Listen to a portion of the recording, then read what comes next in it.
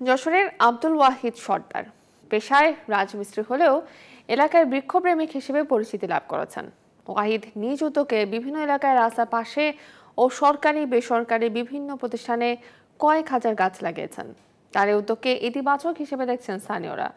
তবে গাছ রক্ষায় কঠোর নীতিমালা ও আইন প্রণয়ন করা জরুরি বলে মনে করেন পরিবেশবিদরা। রিপন হোসেনের তথ্যচিত্রে দেখুন ডেস্ক রিপোর্ট। গাছ কোনো জড়বস্তু নয়, গাছেরও প্রাণ আছে। এক একটা গাছ এক একটা অক্সিজেনের কারখানা। এত কিছুর পরেও মানুষের নিষ্ঠুরতম হাত থেকে রক্ষা পাচ্ছে না গাছ। মানুষ নিজেদের স্বার্থে গাছ কাটছেন, আবার যখন তখন বিলবোর্ড সাইনবোর্ড লাগানোর জন্য গাছে পেরেক ঠুকছেন।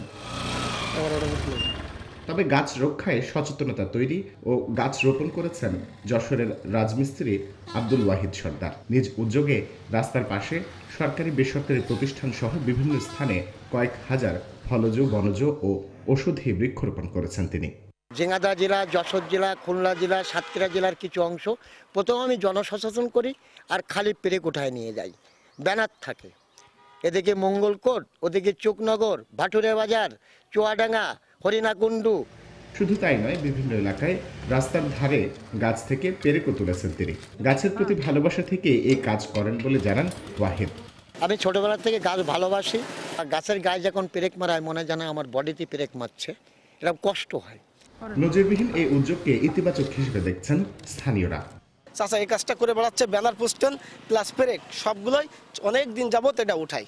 চাচা একটা অনেক ভালো একটা কাজ করে বেড়াচ্ছে। কাকার মতো এরকম লোকজন যদি প্রতি এলাকায় হয় তাহলে আমাদের পরিবেশ ভারসাম্য রক্ষা পাবে, গাছ বাঁচবে, গাছ বাঁচলে মানুষ বাঁচবে। গাছের যে ব্যানার ফেস্টুন এগুলো মারা উনি বন্ধ করছেন বা উঠানোর চেষ্টা করছেন, আমরা ওনার সঙ্গে আছি। গাছ রক্ষায় কঠোর নীতিমালা ও আইন প্রণয়ন করা এখন জরুরি হয়ে পড়েছে। পাশাপাশি জনসচেতনতা তৈরিতে সরকারিভাবে উদ্যোগ নিতে হবে বলে মনে করেন পরিবেশবিদরা।